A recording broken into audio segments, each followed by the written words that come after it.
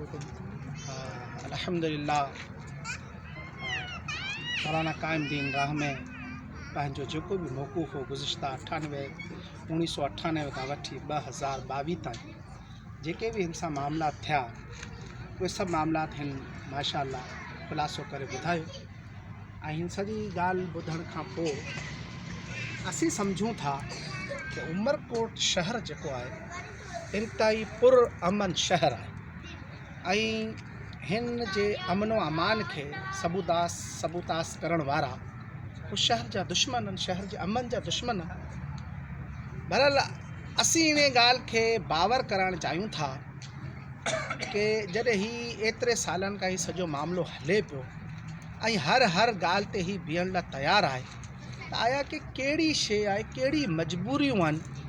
जेको ही 40 घरनि मां 39 घरनि खे छॾे ऐं सिर्फ़ु हिन कायमुद्दीन कलंदर के और कायमुद्दीन राहुमे साहब के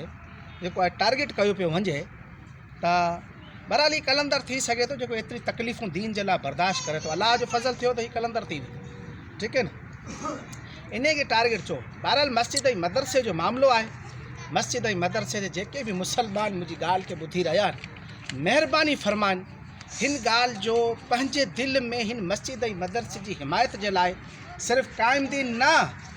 बल्कि कायमुद्दीन सां गॾु पूरी अहल सुन्नत व जमात बीठी आहे। जेके भी असांजा पीर आहिनि हुननि जा मुरीदीन बीठा आहिनि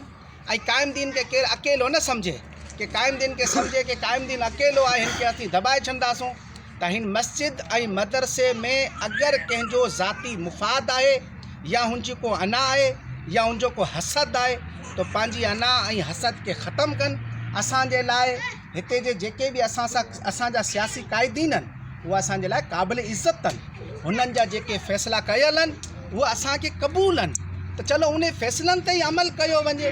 ऐं कायमुद्दीन सां जेके भी मामलात आहिनि ऐं भीलनि खे अगरि कोई एतिराज़ आहे हू चवनि था बाबा 8 क़बरूं आहिनि हिन मस्जिद जे हेठि ऐं 8 क़बरूं आहिनि ही कायमुद्दीन जे कमरनि जे हेठि त बाबा असीं मुफ़्ती मोहम्मद जान नईमी दामत ज़ी मजदाहू के घुरायूं था।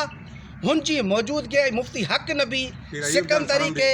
ऐं क़िबला पीर जान आगा जान सरहंदी के ऐं पीर उमर जान सरहंदी के असीं घुरायूं था ऐं असांजे सूबाई असम्बली जो मेंबर अहल सुन्नत जो तर्जुमान मुफ़्ती कासिम फ़खरी के भी घुरायूं था